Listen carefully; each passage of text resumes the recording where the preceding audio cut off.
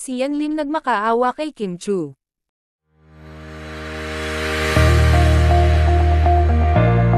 Hindi napigilan ni Sian Lim na maging emotional at ma-stress, matapos ang hiwalayan nila ni Kim Chu.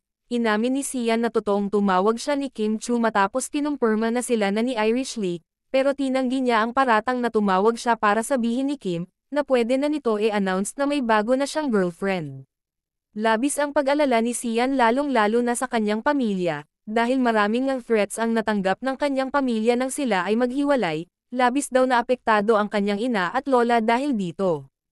Inamin ni Sian na tumawag siya kay Kim para magmakaawa at humingi ng tawad, pero tila para nag-iba daw ang lumabas na mga balita tungkol dito. I begged her that both of us could release a statement, but she said not yet because they're doing the press launch of her series. Sabi ko, pero hindi ito work-related. Ito ay personal. Iyan ang katotohanan dito. Ayoko ng conflict sa pagitan natin. Ang balak ko ngayon ay magsabi ng totoo, na tinawagan ko para makiusap sa kanya, ngunit sinabi niya, sa oras. Sa tamang panahon, sabi daw ni Kim.